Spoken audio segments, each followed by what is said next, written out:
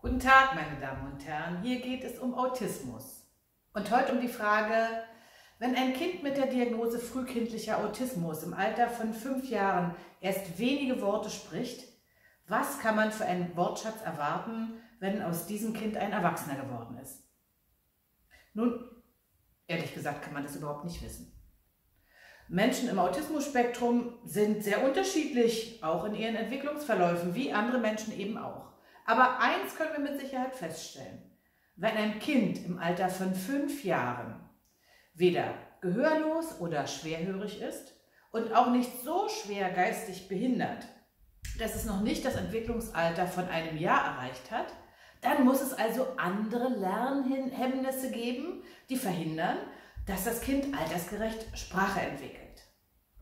Viele Kinder im Autismus-Spektrum haben andere Lernwege als andere Kinder. Wenn ein Lernweg blockiert ist, stellen wir uns vor, durch einen riesengroßen Felsen, dann kann man immer wieder versuchen, mit Schwung gegen diesen Felsen zu rennen und festzustellen, man kommt nicht durch. Man kann aber auch gucken, ob man außenrum kommt. Mit außenrum meine ich, wir müssen andere Lernwege finden.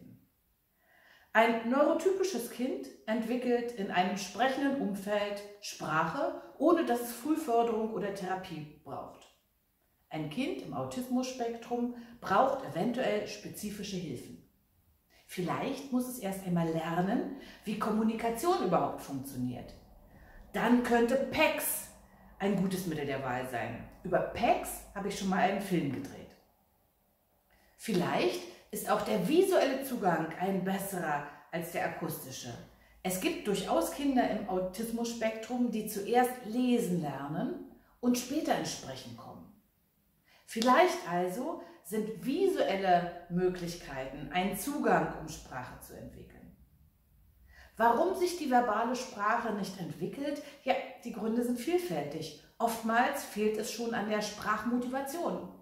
Manchmal gibt es Schwierigkeiten mit dem Imitieren, dem Nachahmen.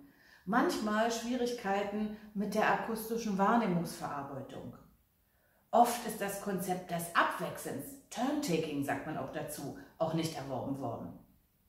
Wenn also die Lernvoraussetzungen, die andere Kinder im Alter von 5 Jahren haben, nicht vorhanden sind, braucht es andere Wege.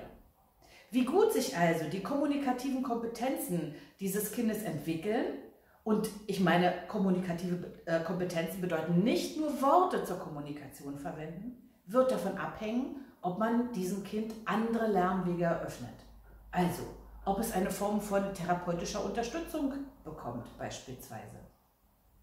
Es gibt auch Kinder im Autismus-Spektrum, die sehr spät mit der Sprachentwicklung beginnen und dann noch eine grandiose sprachliche Entwicklung vollziehen. Aber Sie wissen ja auch, nichts ist unmöglich. Autismus.